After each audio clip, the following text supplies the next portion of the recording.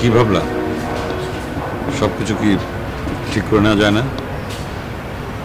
কোনো কালেই কি কিছু ঠিক ছিল? আমি সেটাই বলছি, মানে সবকিছু কি নতুন করে ঠিক করে নেওয়া যায় না?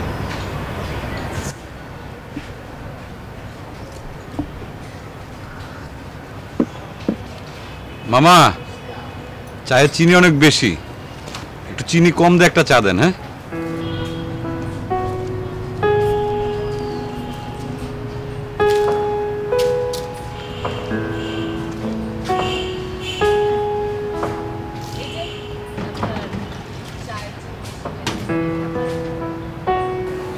তুমি খাও।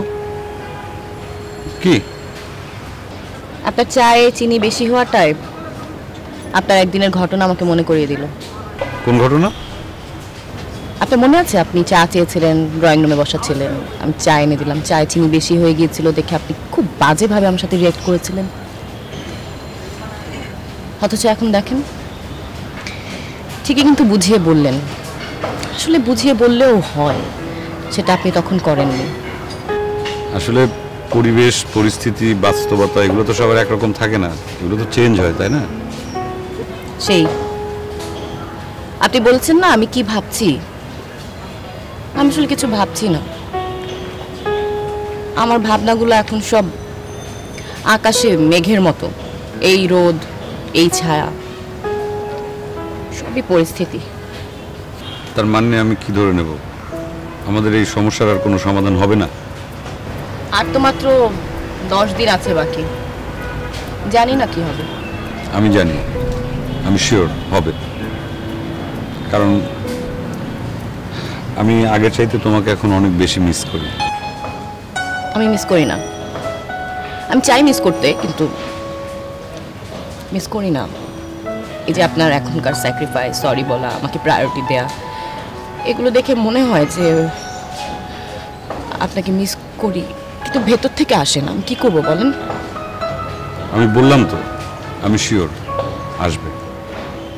যদি এমন হয় যে 90 দিন পরে আপনি আগের আপনার মতোই হয়ে গেলেন, তখন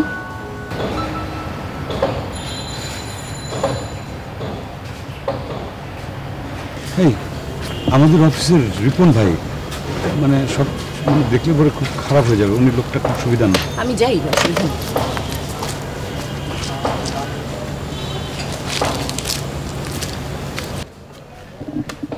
সালমান ভাই, ভাবি না? ভাবি তো। মানে? আরে ভাই, আমি আপনার এক্স ওয়াইফের কথা বলতেছি।